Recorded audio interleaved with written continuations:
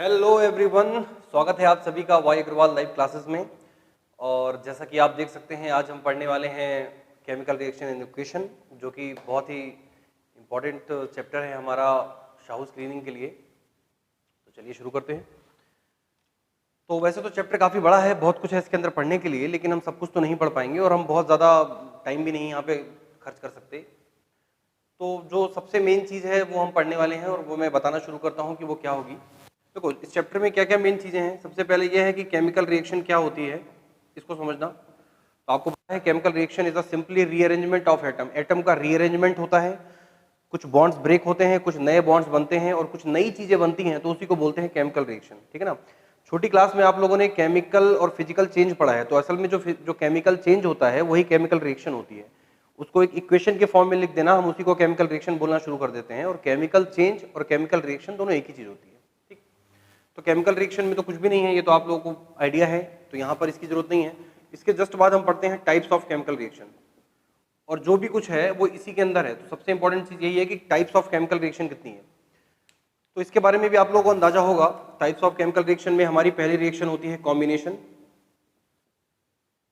ठीक है ना। दूसरी होती है हमारी डिकम्पोजिशन,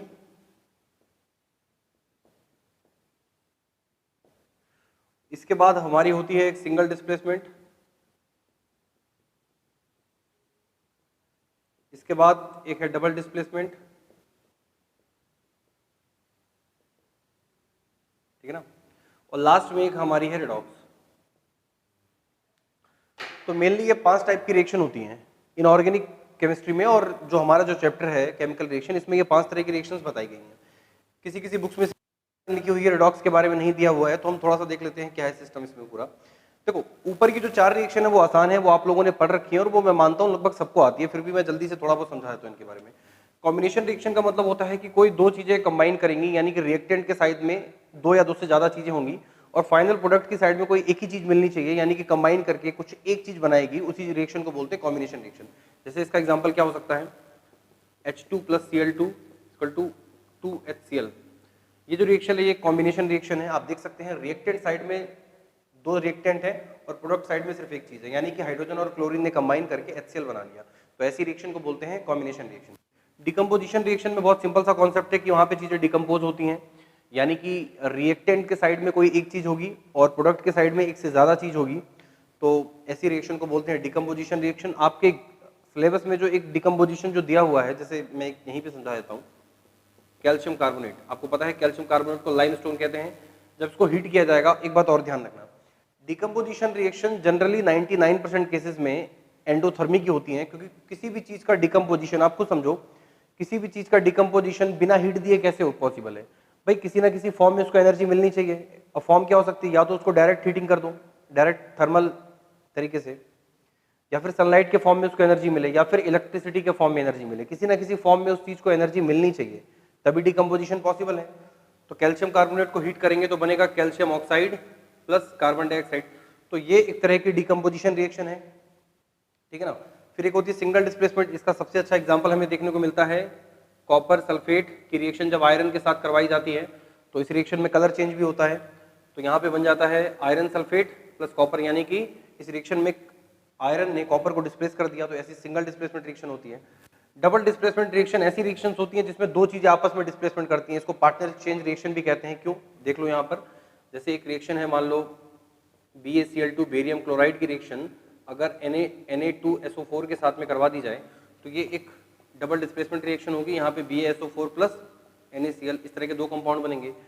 तो ये 4 टाइप की रिएक्शन मेन होती है और ये आसान है, इनमें कुछ भी ऐसा पढ़ने लायक नहीं है कि जिनमें मतलब जो आप लोगों को ना समझ में आया हो, क्योंकि ऊपर के 4 टाइप्स के जो कॉन्सेप्ट्स हैं वो काफी इजी हैं, उनमें कुछ भी बहुत भारी भरकम चीज नहीं है कोई ऐसी। मुश्किल है रिडॉक्स रिएक्शन। तो आज हम बात करने वाले हैं यहाँ पे रिडॉक्स रिएक्शन की। आपके सिलेबस में जितने एग्जांपल्स दिए हुए हैं हम उसको भी कवर करेंगे। रिडॉक्स रिएक्शन पे क्वेश्चन कैसा आता है उसकी भी बात कर लेंगे, कितने टाइप के क्वेश्चन कैसे कैसे आज तक पूछे गए हैं इसके ऊपर, ठीक है ना। तो यही हमारा मेन उद्देश्य है। रिडॉक्स रिएक्शन का कोई एक खास टाइप नहीं होता, समझो यहाँ पर इन्हीं चारों रिएक्शन में रिडॉक्स रिएक्शन पाई जाती है। कॉम्बिनेशन रिएक्शन रिडॉक्स हो भी सकती है, नहीं भी। डिकम्पोजिशन में भी, तो यानी कि जो रिडॉक्स रिएक्शन है वो कोई एक अलग, जैसे कि ऊपर के जो 4 टाइप के रिएक्शन है, रिडॉक्स इस टाइप की रिएक्शन नहीं है। रिडॉक्स रिएक्शन एक ऐसी रिएक्शन है कि इन्हीं चारों रिएक्शन में, इन्हीं रिएक्शंस में हमें ये पहचानना है कि क्या ये रिडॉक्स है या नहीं है। जैसे कॉम्बिनेशन रिएक्शन है तो वो कॉम्बिनेशन तो है ही, जैसे ये रिएक्शन है ये कॉम्बिनेशन तो है, नो डाउट कॉम्बिनेशन तो है ये, लेकिन क्या ये रिडॉक्स है? सवाल ये है कि क्या ये रिडॉक्स भी है? तो रिडॉक्स कोई अलग की ऐसी रिएक्शन नहीं होती।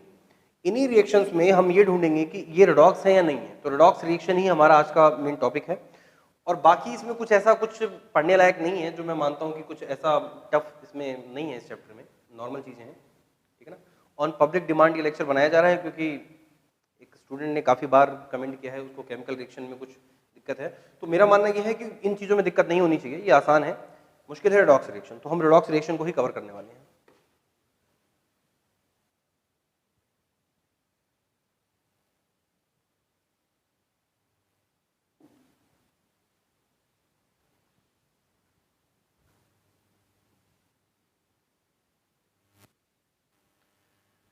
ठीक है, तो सबसे पहली चीज, रेडॉक्स कोई अलग से कोई टाइप ऑफ रिएक्शन नहीं है। जो रिएक्शंस हम पढ़ते हैं, combination, decomposition, single displacement, double displacement, इन्हीं में रेडॉक्स रिएक्शन हमको ढूंढनी रहती है कि क्या ये रेडॉक्स भी है। कॉम्बिनेशन जो है वो कॉम्बिनेशन तो है, लेकिन क्या वो रेडॉक्स भी है साथ में? डिकम्पोजिशन डिकम्पोजिशन तो है, लेकिन क्या साथ में वो रेडॉक्स भी हो सकती है? बस इसी चीजों पे आज चर्चा की जाएगी। तो टॉपिक है हमारा रेडॉक्स रिएक्शन। आपको पता है जो वर्ड है रेडॉक्स, ये दो चीजों से मिलकर बना है, रिडक्शन प्लस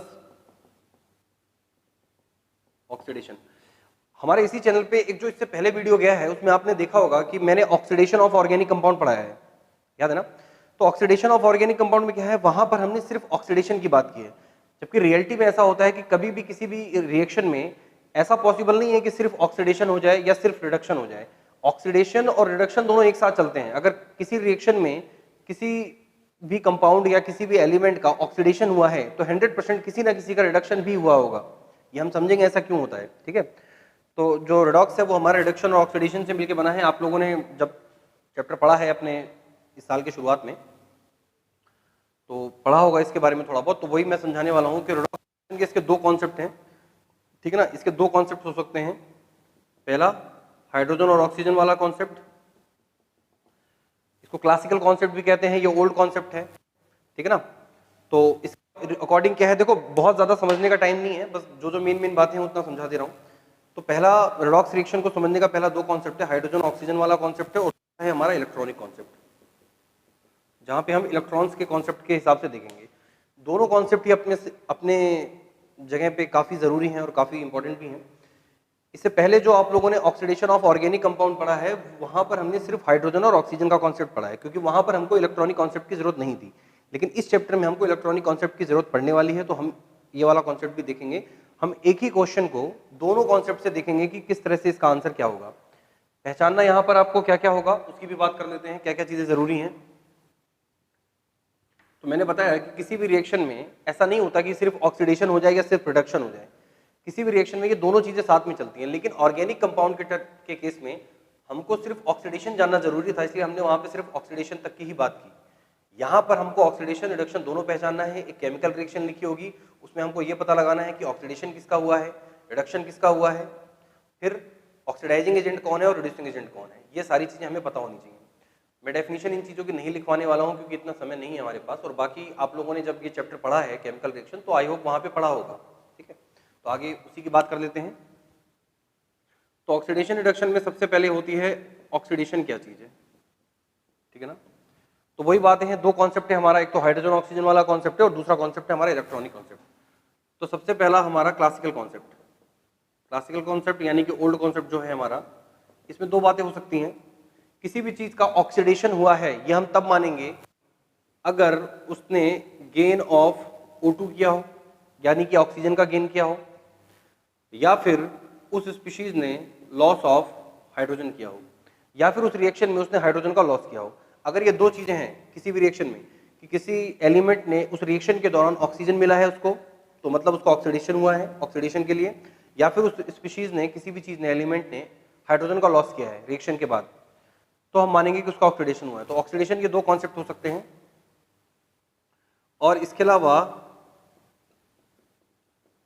रिडक्शन के लिए इसका जस्ट अपोजिट दो बातें हो सकती हैं। रिडक्शन के लिए रिडक्शन में क्या होगा, उल्टा हो जाएगा इसका, गेन ऑफ हाइड्रोजन होना चाहिए, यानी कि अगर किसी रिएक्शन में किसी स्पीशीज ने हाइड्रोजन गेन किया है तो हम मानेंगे कि उसका रिडक्शन हुआ है, और अगर किसी चीज ने लॉस ऑफ ऑक्सीजन किया है, रिएक्शन के बाद किसी एलिमेंट ने ऑक्सीजन का लॉस किया है, यानी कि रिएक्शन रिएक्टेंट साइड में उसके पास ऑक्सीजन था लेकिन रिएक्शन के बाद में उसके पास ऑक्सीजन नहीं है, इसका मतलब साफ है कि उसका रिडक्शन हुआ है। तो ये हमारा क्लासिकल कॉन्सेप्ट है, पुराना कॉन्सेप्ट, इसके हिसाब से ऑक्सीडेशन और रिडक्शन की डेफिनेशन ये हो सकती है। ठीक है, कुछ एग्जांपल ले लेते हैं इसके। इसके एग्जांपल अगर पूछे जाएंगे तो सबसे ज्यादा चांसेस क्या है मैं बताऊं, सबसे ज्यादा चांसेस इसके ये हैं कि जो मेटलर्जी है आपके सिलेबस में, मेटलर्जी में आप लोगों ने पढ़े होंगे मेटलर्जी के प्रोसेस, तो मेटलर्जी का एक प्रोसेस है कि जिसमें हम मेटल्स को उनके ऑक्साइड में चेंज करते हैं, ठीक है ना, ये तीसरा स्टेप होता है। और उसके बाद एक स्टेप आता है कि मेटल्स को उसके ऑक्साइड में चेंज करने के बाद हमको करना पड़ता है मेटल ऑक्साइड का रिडक्शन। रिडक्शन का मतलब होता है कि मेटल के जो ऑक्साइड हैं उसमें से ऑक्सीजन हटाना है और मेटल हमको मिल जाएगा, और मेटलर्जी का पूरा प्रोसेस यही है कि हमको मेटल चाहिए, तो मेटल ऑक्साइड में से ऑक्सीजन को हटाओ तो उसको रिडक्शन कहा जाएगा। अभी हमने पढ़ा है कि लॉस ऑफ ऑक्सीजन या gain of hydrogen is reduction, तो वही वाले हम एग्जाम्पल यहाँ पे लेंगे क्योंकि वही आप आज तक पूछे गए हैं एग्जाम में, और जो आपके सिलेबस में जो दिया हुआ है वो क्वेश्चन जनरली उतने में से ही पूछेगा। तो क्या एग्जाम्पल हो सकते हैं इसके,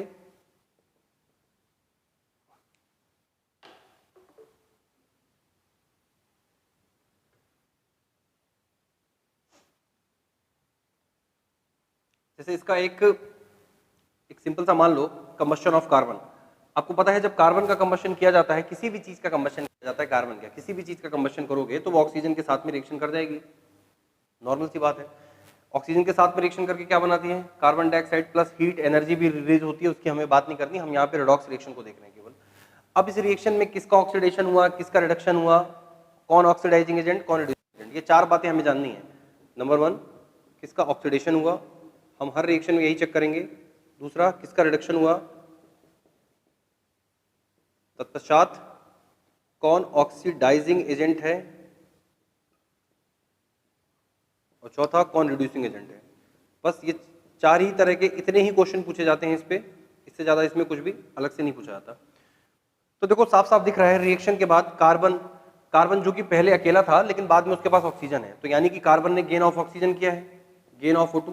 तो कार्बन का क्या हुआ है, गेन ऑफ, अगर कोई चीज ऑक्सीजन गेन करती है तो इसका मतलब साफ है कि उसका ऑक्सीडेशन हुआ है, ठीक।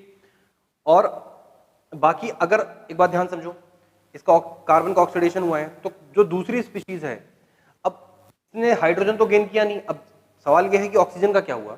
अगर इसने कार्बन का ऑक्सीडेशन हुआ है तो उसके साथ में जो दूसरी स्पीशीज है जो भी, अब कार्बन के साथ में यहां पर क्या आ गया, ऑक्सीजन, तो 100% इसका रिडक्शन ही हुआ होगा।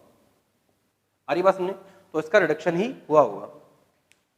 तो अगर आप दो में से किसी एक भी चीज को पहचान ले गए कि हाँ ये है तो इसका ऑक्सीडेशन हुआ है, इसका ऑक्सीडेशन हुआ है, तो जाहिर सी बात है इसका रिडक्शन ही हुआ होगा, क्योंकि मैं बता चुका हूँ किसी भी रिएक्शन में ऑक्सीडेशन और रिडक्शन एक साथ ही होता है। ऐसा पॉसिबल नहीं है कि किसी चीज का ऑक्सीडेशन हो जाए और किसी चीज का रिडक्शन ना हो। इससे पहले जो आप लोगों ने ऑर्गेनिक कंपाउंड के जो आपने ऑक्सीडेशन पढ़े हैं, तो हम लोगों ने सिर्फ ऑक्सीडेशन देखा था, वहां रिडक्शन नहीं देखा था। तो मैंने आपको बताया भी था कि ये जो आप ऑक्सीडाइजिंग एजेंट ले रहे हो वहां पर, जैसे कि KMnO4, K2Cr2O7, copper, red hot, ये सब लिया था ना, उन चीजों का रिडक्शन वहां पे होता है। आ रही बात समझ में, जो खैर छोड़ो। तो यहाँ पे कार्बन का ऑक्सीडेशन हुआ है, और याद रखो जिस चीज का ऑक्सीडेशन होता है जस्ट अपोजिट होता है, जिसका ऑक्सीडेशन है वो कौन सा एजेंट है, वो रिड्यूसिंग एजेंट है। ये हो गया हमारा रिड्यूसिंग एजेंट, और जिस चीज का रिडक्शन हुआ है वो हमारा कौन सा एजेंट है, वो हमारा ऑक्सीडाइजिंग एजेंट है। तो कभी भी किसी क्वेश्चन में कोशिश करना ऑक्सीडेशन किसका हुआ और रिडक्शन किसका हुआ ये पहचानने की। एग्जाम में क्वेश्चन आता है तो वो सीधा पूछ लेगा कि इस रिएक्शन में कौन ऑक्सीडाइजिंग एजेंट है, तो कभी भी एजेंट मत ढूंढना डायरेक्ट। सबसे पहला काम क्या करना, ये पता लगाओ कि किसका ऑक्सीडेशन हुआ, किसका रिडक्शन हुआ, क्योंकि ये पता लगाना थोड़ा आसान है। जब आपको ये पता लग गया कि इसका ऑक्सीडेशन हुआ है, इसका रिडक्शन हुआ है, उसके बाद आगे का काम बहुत आसान है। जिसका ऑक्सीडेशन हुआ है वो रिड्यूसिंग एजेंट है, जस्ट अपोजिट होता है, और जिसका रिडक्शन हुआ है वो ऑक्सीडाइजिंग एजेंट है, क्योंकि उसका खुद का क्या हुआ, ऑक्सीडेशन। अब जिसका ऑक्सीडेशन हुआ है वो ऑक्सीडाइजिंग एजेंट कैसे हो सकता है भाई, उसका ऑक्सीडेशन किसने किया, किसी दूसरी चीज ने किया होगा, जाहिर सी बात है। तो जिसने उसका ऑक्सीडेशन किया, अब कार्बन का ऑक्सीडेशन किसने किया, ऑक्सीजन ने, तो इसीलिए ऑक्सीजन यहाँ पर ऑक्सीडाइजिंग एजेंट है।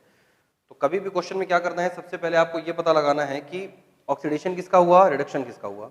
उसके बाद जिसका ऑक्सीडेशन हुआ वो रिड्यूसिंग एजेंट है और जिसका रिडक्शन हुआ वो ऑक्सीडाइजिंग एजेंट है। तो ये एक साधारण सा एग्जाम्पल था हमारे लिए। एक दो और देख लेते हैं जो हमारे एग्जाम में पूछे जाते हैं सबसे ज्यादा। जैसे कॉपर ऑक्साइड है और इसकी हाइड्रोजन से, तो मैं आपको पहले ही बता चुका हूं कि मेटलर्जी वाले चैप्टर में एक टॉपिक आता है कि जहां पर हम चीज़ों में ये देखते हैं कि मेटल ऑक्साइड का रिडक्शन करवाना, यानी मेटल ऑक्साइड में से भाई हमको कॉपर चाहिए, हमको कॉपर ऑक्साइड थोड़ी चाहिए, हमको तो कॉपर चाहिए। तो कॉपर ऑक्साइड को कॉपर में बदलने के लिए क्या करना पड़ेगा, इसके अंदर से ऑक्सीजन को हटाना पड़ेगा। अब ऑक्सीजन कैसे हटेगा, कुछ ना कुछ उसके साथ में रिएक्शन करवानी पड़ेगी। तो जो साथ वाली चीज है वो ऑक्सीजन को अपनी तरफ खींच लेगी और कॉपर को फ्री कर देगी, तो हमको कॉपर मेटल मिल जाएगा। इस प्रोसेस को बोलते हैं रिडक्शन ऑफ मेटल ऑक्साइड। ये मेटलर्जी का एक प्रोसेस है। क्या होगा यहाँ पर, ये रहा कॉपर, ये रहा। अब इसमें क्या होगा, रिएक्शन के बाद या तो वो डायरेक्ट रिएक्शन ही दे देंगे आपको, या फिर रिएक्शन हो सकता है आपको करनी पड़ जाए। तो यहाँ पर तो क्या है कि ये अगर ऐसे है तो समझ जाओ कि कॉपर अलग हो गया और हाइड्रोजन और ऑक्सीजन ने मिलकर वाटर बना लिया। अब इस रिएक्शन में पूछेगा कि इस रिएक्शन में रिड्यूसिंग एजेंट क्या है, या इस रिएक्शन में ऑक्सीडाइजिंग एजेंट क्या है, या पूछेगा कि इस रिएक्शन में किसका ऑक्सीडेशन हुआ या इस रिएक्शन में किसका रिडक्शन हुआ। ऐसे क्वेश्चन आते हैं। सिंपल सी बात है, यहाँ पे कॉपर ऑक्साइड है और यहाँ पे कॉपर है। तो पहले ये देखो कि यहाँ से यहाँ तक कॉपर ऑक्साइड था, यहाँ पे कॉपर है। तो यहाँ पर क्या हुआ है, ऑक्सीजन गेन हुआ है या लॉस हुआ है। दिख रहा है साफ साफ कि ऑक्सीजन पहले था लेकिन बाद में नहीं है, यानी कि ऑक्सीजन का लॉस हुआ है। तो यहाँ पर हुआ है लॉस ऑफ ऑक्सीजन। और लॉस ऑफ ऑक्सीजन को क्या बोलते हैं, अगर लॉस ऑफ ऑक्सीजन हो उसको बोलते हैं रिडक्शन, यानी कि इस चीज का क्या हुआ है, रिडक्शन। अब अगर इसका रिडक्शन हुआ है तो 100% इसका क्या हुआ होगा, ऑक्सीडेशन। ना मानो तो देख लो, यहाँ पर हाइड्रोजन है, यहाँ पे हाइड्रोजन ऑक्साइड है, तो हाइड्रोजन ने ऑक्सीजन का क्या किया है, गेन किया है। तो गेन ऑफ ऑक्सीजन को क्या बोलते हैं, ऑक्सीडेशन। ठीक है ना।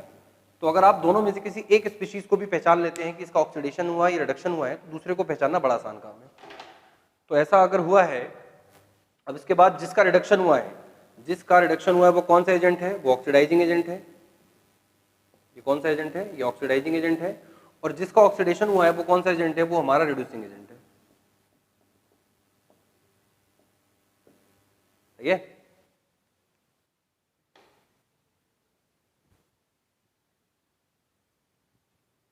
तो मैंने बताया है कि यही चार बातें हैं जो मेन जो पूछी जाती हैं एग्जाम में। इससे ज्यादा इसमें कुछ अलग से कुछ ऐसा कुछ नहीं पूछा जाता, बस इतने से ही काम हो जाता है।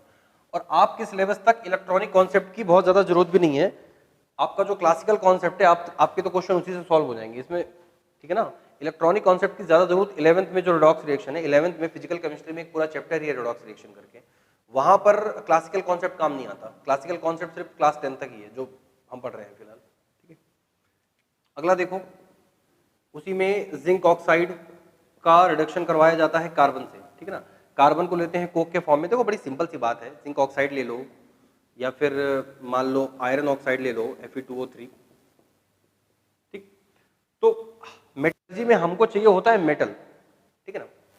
और मेटल चाहिए तो फिर क्या करना है, मेटल अब हमारे पास है क्या, हमारे पास है मेटल ऑक्साइड। हमको क्या चाहिए, हमको चाहिए मेटल। क्या करना है, ऑक्सीजन को निकालना है। ऑक्सीजन को निकालने के लिए क्या चाहिए, कोई ऐसी चीज लेकर आओ साथ में जो ऑक्सीजन को खींच ले।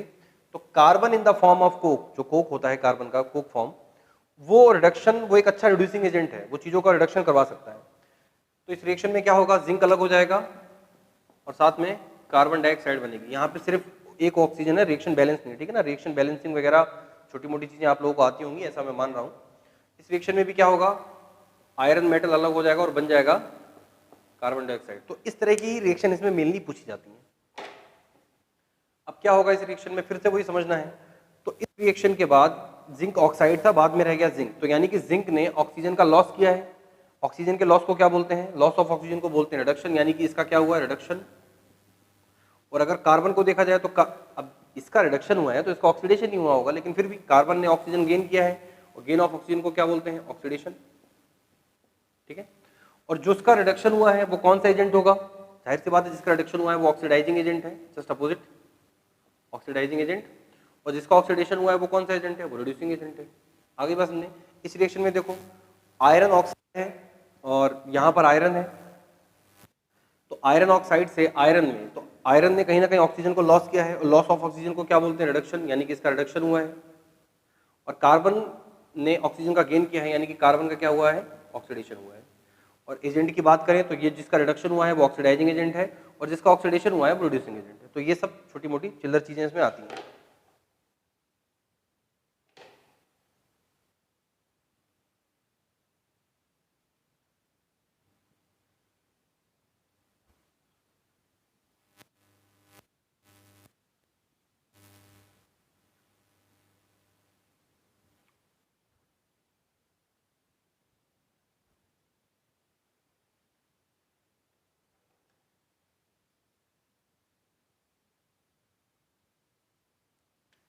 इसमें एक क्वेश्चन ऐसा भी है, H2S प्लस इसकी रिएक्शन करवाई जाएगी क्लोरीन के साथ में। अगर आपको पता है कि हाइड्रोजन सल्फाइड होता है और भी है इसका जो सिल्वर का कोरोजन होता है उसमें उसके लिए रिस्पॉन्सिबल होती है हाइड्रोजन सल्फाइड गैस। तो हाइड्रोजन सल्फाइड की रिएक्शन क्लोरीन के साथ में करवाई जाएगी तो बचेगा सल्फर प्लस HCl, ठीक है ना। क्लोरीन हाइड्रोजन को अपने पास खींच लेगा तो बनेगा 2HCl प्लस सल्फर। अब इस रिएक्शन में आपको पूछा गया है ऑक्सीडेशन किसका हुआ, रिडक्शन किसका हुआ, ऑक्सीडाइजिंग एजेंट कौन है, रिड्यूसिंग एजेंट कौन है। अब आप साफ साफ देख सकते हो कि इस रिएक्शन में कहीं पे भी आपको ऑक्सीजन नहीं दिख रहा है, ऑक्सीजन नहीं है लेकिन हाइड्रोजन है, तो हाइड्रोजन की हेल्प से भी हो जाएगा। देखो ऑक्सीजन या हाइड्रोजन में से कोई एक भी दिख जाए तो क्वेश्चन थोड़ा आसान हो जाता है, क्योंकि अगर आपने एक चीज को पहचान लिया कि इसका ऑक्सीडेशन हुआ है तो जाहिर सी बात है दूसरे का रिडक्शन ही हुआ होगा, ऐसा ही होता है। अब देखो यहाँ पर H2S है और यहाँ पर सिर्फ सल्फर है, यहां से यहां जाने में सल्फर की बात करो, यहां पर कभी भी ऑक्सीजन और हाइड्रोजन के अलावा जो दूसरा एलिमेंट है, ना ऑक्सीजन को कभी कंसीडर करना ना हाइड्रोजन को, इसके अलावा दूसरा यहां पर इस कंपाउंड में हाइड्रोजन भी है सल्फर भी है। तो सल्फर ने हाइड्रोजन लॉस किया है या गेन किया है, दिख रहा है साफ साफ कि सल्फर ने हाइड्रोजन लॉस किया है, और लॉस ऑफ हाइड्रोजन को क्या बोलते हैं, ऑक्सीडेशन। यानी कि इसका क्या हो गया, oxidation, loss of hydrogen oxidation. इसका ऑक्सीडेशन हुआ है तो जाहिर सी बात है इसका क्या हुआ होगा, रिडक्शन। ना मानो तो देख लो, क्लोरीन पहले सिर्फ क्लोरीन था, बाद में उसके पास हाइड्रोजन भी है, यानी कि उसने हाइड्रोजन का गेन किया है, तो इसको क्या बोलेंगे, ये है इसका रिडक्शन। जिसका ऑक्सीडेशन हुआ वो कौन सा एजेंट है, वो रिड्यूसिंग एजेंट है, और जिसका रिडक्शन हुआ वो कौन सा एजेंट है, वो ऑक्सीडाइजिंग एजेंट है, ठीक है।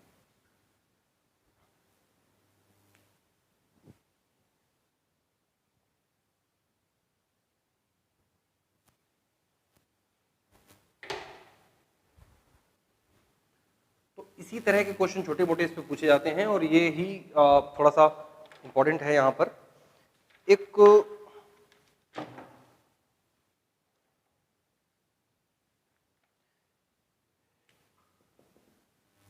आपके सिलेबस में एक रिएक्शन है, इस टाइप की दो रिएक्शन है एक्चुअली में। एक है एल्यूमिनोथर्मिक रिएक्शन, तो मैं यहाँ पे नाम लिख देता हूँ उसका, एल्यूमिनोथर्मिक रिएक्शन। असल में होती क्या है, ये है प्रोसेस, मतलब मेटलर्जी में ही है या फिर केमिकल रिएक्शन, दोनों जगह इसको पढ़ाया जाता है। एल्यूमिनोथर्मिक रिएक्शन में क्या होता है कि जैसे आयरन ऑक्साइड होता है, ठीक है ना, आयरन ऑक्साइड की रिएक्शन करवाई जाती है एल्यूमिनियम से। सम टाइम किसी किसी मेटल ऑक्साइड का रिडक्शन उससे ज्यादा ऑक्सीजन एफिनिटी एलिमेंट के साथ भी उसका रिडक्शन पॉसिबल है। जैसे कि मान लो आयरन ऑक्साइड है और हमको चाहिए आयरन, ठीक है, तो इसमें से ऑक्सीजन को निकालना पड़ेगा। अब उसके लिए क्या करना है, उसके लिए कोई एक ऐसा कोई मतलब एलिमेंट या ऐसा कुछ भी चाहिए जो इस ऑक्सीजन को अपनी तरफ खींच ले। तो एल्यूमिनियम की मतलब एफिनिटी, ठीक है ना, एल्यूमिनियम में ऑक्सीजन के प्रति जो चाहत है वो आयरन से ज्यादा है, तो एल्यूमिनियम ऑक्सीजन को खींच लेगा, तो क्या बचेगा यहाँ पे बचेगा आयरन प्लस एल्यूमिनियम और ऑक्सीजन मिलकर बनाएंगे Al2O3। आ रही बात में, आयरन अलग हो गया Al2O3। अब ये रिएक्शन फेमस क्यों है, इसको गोल्डस्मिथ एल्यूमिनोथर्मिक रिएक्शन भी कहते हैं, एल्यूमिनोथर्मिक रिएक्शन भी कहते हैं, और थर्मिक रिएक्शन भी कहते हैं, इस तरह से इसके नाम आते हैं। इस रिएक्शन में खास बात यह है कि ये रिएक्शन हाईली एक्सोथर्मिक होती है, और यहाँ पर जो आयरन मेटल निकलता है ये बिल्कुल मॉल्टेन स्टेट में निकलता है। मॉल्टेन स्टेट का मतलब यानी कि मेल्ट है, और ये तभी पॉसिबल है अगर इस रिएक्शन में जो टेम्परेचर है वो 2000 डिग्री से ऊपर चला जाए, क्योंकि 2000 डिग्री के बाद ही जो आयरन होगा वो मेल्ट हो पाएगा। तो हाईली एक्सोथर्मिक रिएक्शन है, काफी हीट रिलीज होती है इसमें। अब इस क्वेश्चन में आता है, ये क्वेश्चन पूछा हुआ है यहाँ पे, या तो नाम से पूछ लेगा कि एल्यूमिनोथर्मिक रिएक्शन में ऑक्सीडाइजिंग एजेंट कौन है, तो आपको पता होना चाहिए कि एल्यूमिनोथर्मिक रिएक्शन होती क्या है, तो इसलिए मैंने लिख दी है ये रिएक्शन। तो साफ साफ दिख रहा है कि आयरन ऑक्साइड पहले है और इसके बाद यहाँ पर इसने ऑक्सीजन का लॉस किया है, तो यानी कि ऑक्सीजन लॉस किया है तो लॉस ऑफ ऑक्सीजन क्या होता है, रिडक्शन, यानी कि इसका क्या हुआ है, रिडक्शन। और अगर इसका रिडक्शन हुआ है तो इसका क्या हुआ होगा, इसका ऑक्सीडेशन हुआ है, ठीक है ना। अब जिसका रिडक्शन हुआ है वो कौन सा एजेंट है, वो हमारा ऑक्सीडाइजिंग एजेंट है, और जिसका ऑक्सीडेशन हुआ है वो हमारा कौन सा एजेंट है, वो हमारा रिड्यूसिंग एजेंट है। आगे बात समझे, सिलेबस में इसी से मिलती जुलती एक और रिएक्शन भी दी हुई है, ये तो एक रिएक्शन हो गई, आ गई होगी, ठीक है ना। तो ये क्वेश्चन ऐसे भी करके पूछा जाता है कि वो रिएक्शन ऐसे करके इसमें डाल देगा, इंग्लिश में ही बोलेगा वो, तो the reaction which used for welding process of railway lines वगैरह, इस तरह से क्वेश्चन आएगा कि जो रेलवे लाइन की वेल्डिंग वगैरह करने के लिए यूज की जाती है, तो उस रिएक्शन में ऑक्सीडाइजिंग एजेंट क्या है, तो याद रखना यही वो रिएक्शन है एल्यूमिनोथर्मेट रिएक्शन जहाँ पे ये चीजें देखने को मिलती हैं। और ऑक्सीडेशन, देखो रिएक्शन अगर आपने देख ली फिर आप ऑक्सीडेशन और रिडक्शन तो पहचान लोगे, ठीक है। और इसी की एक रिएक्शन इस तरह से मिलती जुलती है मैंगनीज डाइऑक्साइड जो स्टेट बोर्ड की बुक में है, और इसकी रिएक्शन भी एल्यूमिनियम के साथ में करवाई गई है। तो सेम वही चीज यहाँ पे फिर से देखने को मिलेगी। मैंगनीज ऑक्सीजन के साथ में है, हमको चाहिए मैंगनीज, तो ऑक्सीजन को यहाँ से निकालना पड़ेगा, तो वो काम कौन करेगा, एल्यूमिनियम करेगा। एल्यूमिनियम यहाँ से मैंगनीज को ले जाएगा, Al2O3 बनाएगा और मैंगनीज को कर देगा अलग। आगे बात समझे। फिर इस रिएक्शन में पूछा जाएगा कि किसका ऑक्सीडेशन हुआ, किसका रिडक्शन हुआ। तो देखो मैंगनीज डाइऑक्साइड था, पहले ऑक्सीजन है, बाद में ऑक्सीजन नहीं है, ऑक्सीजन का लॉस हुआ है। ऑक्सीजन के लॉस को क्या बोलते हैं, रिडक्शन, यानी कि इसका रिडक्शन हुआ है। और जिस चीज के बाद पहले एल्यूमिनियम ऑक्सीजन नहीं था, बाद में ऑक्सीजन है, यानी कि इसका ऑक्सीडेशन हुआ है, इसका हो गया ऑक्सीडेशन, ठीक। तो सबसे पहले किसका ऑक्सीडेशन हुआ, किसका रिडक्शन हुआ, इस बात को पहचानो। जब ये काम हो जाए तो जिसका रिडक्शन हुआ है वो कौन सा एजेंट है, वो ऑक्सी एजेंट है। जिसका ऑक्सीडेशन हुआ वो कौन सा एजेंट है, वो रिड्यूसिंग एजेंट है। आगे बात समझे, बस इतनी ही चीजें इसमें है मेन।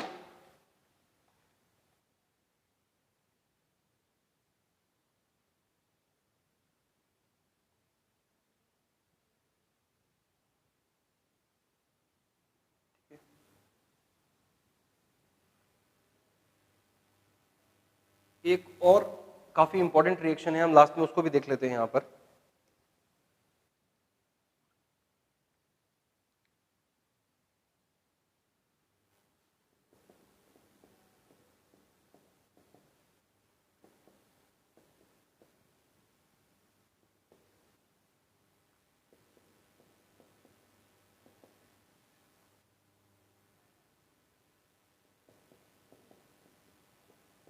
ठीक है, तो एक ऐसी रिएक्शन है जिसमें मैंगनीज डाइऑक्साइड की रिएक्शन, तो बैलेंस बिल्कुल हटा दे रहा हूँ, बैलेंसिंग छोटी चीज है वो आप लोगों को आती होगी, मैं ऐसा मानता हूँ, ठीक है। तो मैंगनीज डाइऑक्साइड है, इसकी रिएक्शन हाइड्रोजन क्लोराइड से हुई है। तो ऐसे केस में या तो वो सिर्फ इतना लिख के छोड़ देंगे कि इस रिएक्शन को कंप्लीट करो, तो देख लो रिएक्शन कैसे कंप्लीट होगी। और दूसरी बात, इस रिएक्शन में किसका ऑक्सीडेशन हुआ, किसका रिडक्शन हुआ, या कौन सा ऑक्सीडाइजिंग एजेंट है, कौन सा रिड्यूसिंग एजेंट है, ये आपको पहचानना है, ठीक है। तो देख लेते हैं मैंगनीज डाइऑक्साइड। देखो मैंगनीज पहले यहाँ पर भी है, तो मैंगनीज का इस सफर में, इस रिएक्शन के दौरान मैंगनीज ने ऑक्सीजन खोया है, था, बाद में ऑक्सीजन नहीं है, यानी कि लॉस ऑफ ऑक्सीजन। दिख रहा है ना साफ साफ, यहाँ पर मैंगनीज ने ऑक्सीजन खोया है, यानी कि लॉस ऑफ ऑक्सीजन को बोलते हैं रिडक्शन। और इधर की साइड आओगे तो यहाँ पर क्या है कि हाँ, अब जब इसका ऑक्सीडेशन हुआ, इसका रिडक्शन हुआ है, तो जाहिर सी बात है ये जो स्पीशीज है इसका तो रिडक्शन ही हुआ होगा, ठीक है ना। तो इसका रिडक्शन हुआ है, ऑक्सीडाइजिंग और रिड्यूसिंग एजेंट पहचानने को बोलेगा, तो जिसका रिडक्शन हुआ है वो कौन सा एजेंट है, वो हमारा ऑक्सीडाइजिंग एजेंट है। और जिसका रिडक्शन हुआ है वो हमारा, इसका रिडक्शन हुआ है तो इसका ऑक्सीडेशन हुआ है, ठीक है ना। इसका ऑक्सीडेशन हुआ है और ये हमारा कौन सा एजेंट है, ये हमारा रिड्यूसिंग एजेंट है। आगे बात में, तो यही कुछ मेन क्वेश्चन है, इतने ही एग्जांपल लगभग आपके सिलेबस में देखने को मिलते हैं, ठीक है ना। इलेक्ट्रॉनिक कॉन्सेप्ट हम यहाँ पर नहीं पढ़ने वाले हैं, अभी हमें उसकी जरूरत नहीं है, क्योंकि आपके सिलेबस में जो क्वेश्चन आते हैं वो क्लासिकल कॉन्सेप्ट से हो जाते हैं। तो इलेक्ट्रॉनिक कॉन्सेप्ट काफी बड़ा टॉपिक है, उसमें काफी टाइम लग जाएगा, उसमें बहुत सारी चीजें समझने लायक होती हैं, तब जाके समझ में आएगा कि वो एक्चुअली है क्या, ठीक है ना। तो इतना टाइम हम यहाँ पे नहीं लगा सकते। अब इसके बाद लास्ट में मैं आपको एक चीज और बता दूं, समटाइम क्वेश्चन ऐसे आता है कि आइडेंटिफाई करना है which of the following reaction not, which reaction is not redox. 4 option दे देगा, कह देगा इनमें से बताओ कौन सी रिएक्शन रेडॉक्स नहीं है। तो पहला एग्जांपल मान लो दे दिया H2 प्लस Cl2 HCl, दूसरा दे दिया KClO3, KClO3 में है KCl प्लस O2, तीसरा CuSO4 प्लस आयरन बनेगा FeSO4 प्लस कॉपर, और चौथी रिएक्शन दे दी BaCl2 प्लस Na2SO4 बनेगा BaSO4 प्लस NaCl। ये 4 ऑप्शन दे दिए। इसी तरह के क्वेश्चन आते हैं, पूछेगा इनमें से कौन सी रेडॉक्स रिएक्शन नहीं है। अब आप सोचोगे ये कॉम्बिनेशन है, ये डिकम्पोजिशन है, ये सिंगल डिस्प्लेसमेंट है, ये डबल डिस्प्लेसमेंट है, रेडॉक्स तो कोई है ही नहीं, तो आंसर होगा इसमें से तो कोई भी रेडॉक्स नहीं है इस तरह से तो। लेकिन ऐसे काम नहीं चलेगा, देखना क्या है, देखो समझो मेरी बात ध्यान से। इसके लिए आपको थोड़ा ये ध्यान, देखो रेडॉक्स रिएक्शन का जो अभी हमने कॉन्सेप्ट पढ़ा है हाइड्रोजन और ऑक्सीजन वाला, ये क्लास 10 तक तो वैलिड है, 10 तक तो कोई प्रॉब्लम नहीं होती। 11th में ये कॉन्सेप्ट फिर काम नहीं करता, क्योंकि बहुत सारी अलग अलग टाइप की रिएक्शन होती है। क्या हर रिएक्शन में ऑक्सीजन और हाइड्रोजन प्रेजेंट होता है क्या? ऐसा जरूरी है कि हर रिएक्शन में ऑक्सीजन और हाइड्रोजन हो? भाई कई ऐसी रिएक्शन होती है जिनमें ऑक्सीजन भी नहीं दिखेगा, हाइड्रोजन भी नहीं दिखेगा, तो वहां पर कैसे पता लगेगा कि किसका ऑक्सीडेशन हुआ, किसका रिडक्शन हुआ? इसीलिए जो मॉडर्न कॉन्सेप्ट बना है इलेक्ट्रॉन वाला, वो ज्यादा बेहतर है। लेकिन फिर भी देखो समझो इसको बस ऐसे, जितनी भी कॉम्बिनेशन रिएक्शन है, कॉम्बिनेशन रिएक्शन ऑल रिडॉक्स, ठीक है ना, सारी कॉम्बिनेशन रिएक्शन रिडॉक्स होती है। तो पहली रिएक्शन तो रिडॉक्स है, कॉम्बिनेशन है। दूसरी बात, जितनी भी सिंगल डिस्प्लेसमेंट, ये तीसरी रिएक्शन सिंगल डिस्प्लेसमेंट है, सिंगल डिस्प्लेसमेंट, सिंगल डिस्प्लेसमेंट भी ऑल रिडॉक्स, ये हमेशा रिडॉक्स होंगी। डिकम्पोजिशन और इनमें थोड़ा सा झोल है, इनमें क्या झोल है? डिकम्पोजिशन रिडॉक्स हो भी सकती है और नहीं भी हो सकती, मैंने नहीं लिख दिया है, रिडॉक्स मतलब हो भी सकती है, नहीं भी हो सकती है। डिकम्पोजिशन मैं बताऊंगा कौन सी नहीं है, ये वाली रिडॉक्स है, ये वाली रिडॉक्स है। डिकम्पोजिशन में कुछ रिएक्शन रिडॉक्स होती भी हैं, कभी कभी नहीं भी होती। कॉम्बिनेशन हमेशा रिडॉक्स होगी और सिंगल डिस्प्लेसमेंट हमेशा रिडॉक्स रिएक्शन होगी, और डिकम्पोजिशन होती भी है, नहीं भी होती। लेकिन कभी भी एक डिस्प्लेसमेंट रिएक्शन, ये दिख रही है ना, ये डबल डिस्प्लेसमेंट रिएक्शन है, ये नेवर रिडॉक्स, ठीक है ना, नो रिडॉक्स। तो यहां पर तो जो आंसर है हमारा, जो हमें पूछा गया है कि कौन सी रिडॉक्स नहीं है, तो आंसर है इसका ये वाला। कभी भी double displacement reaction redox reaction नहीं हो सकती। क्यों नहीं हो सकती? इसको समझने के लिए आपको इलेक्ट्रॉनिक कॉन्सेप्ट समझना पड़ेगा, यहाँ पे समझ में नहीं आएगा ये ऐसे, ठीक है। तो इस तरह के क्वेश्चन आते हैं कि रिडॉक्स किसको नहीं है, तो याद रखना, अगर आपको कॉम्बिनेशन दिख रही है वहां पर तो वो रिडॉक्स है, और अगर आपको डबल डिस्प्लेसमेंट क्या बोलते हैं, सिंगल डिस्प्लेसमेंट दिख रही है तो वो भी रिडॉक्स है। डिकम्पोजिशन भी जनरली रिडॉक्स होती हैं, डबल डिस्प्लेसमेंट कभी रिडॉक्स नहीं होता। तो आपके सिलेबस में अगर क्वेश्चन ऐसा आता भी है तो मेरे हिसाब से वो डबल डिस्प्लेसमेंट वाला ही ऑप्शन सिलेक्ट करेंगे। रिडॉक्स कौन सी डिकम्पोजिशन है जो रिडॉक्स नहीं है, ठीक है ना, कौन सी डिकम्पोजिशन रिएक्शन है जो रिडॉक्स नहीं है? तो नंबर 1 याद रखो, कैल्शियम कार्बोनेट की जो हीटिंग होती है जिसमें बनता है calcium oxide plus carbon dioxide, ये एक रिडॉक्स रिएक्शन नहीं है। क्यों नहीं है? इलेक्ट्रॉनिक कॉन्सेप्ट समझना पड़ेगा तब समझ आएगा, ये एक रिडॉक्स रिएक्शन नहीं होती। दूसरी, जिंक कार्बोनेट की जो हीटिंग है जिसमें बनता है zinc oxide plus carbon dioxide, ये भी एक रिडॉक्स रिएक्शन नहीं है। तो ये दो मेन रिएक्शन, और तीसरी आप ये भी मान लो FeCO3 आयरन ऑक्साइड वाली, इसके अंदर जो बनता है iron oxide plus carbon dioxide. तो यानी कि जितने भी ये कार्बोनेट सॉल्ट्स हैं दिख रहे हैं, सारे के सारे कार्बोनेट, इनकी हीटिंग जब होती है तो इनसे जो होती है ये एक भी रिडॉक्स रिएक्शन नहीं है, ये सारी डिकम्पोजिशन है। तो वही मैं बोल रहा हूँ कि डिकम्पोजिशन में भी रिडॉक्स बट और मे नॉट भी रिडॉक्स, दोनों पॉसिबिलिटी है, लेकिन डबल डिस्प्लेसमेंट कभी भी रिडॉक्स नहीं होती। तो आंसर वहां पे डबल डिस्प्लेसमेंट ढूंढने की कोशिश करना। अगर डबल डिस्प्लेसमेंट नहीं दिख रहा है और अगर ऐसा कुछ दिख रहा है तो समझ जाना कि ये रिडॉक्स नहीं है। क्यों नहीं है? इलेक्ट्रॉनिक कॉन्सेप्ट से समझ में आएगा, ठीक है।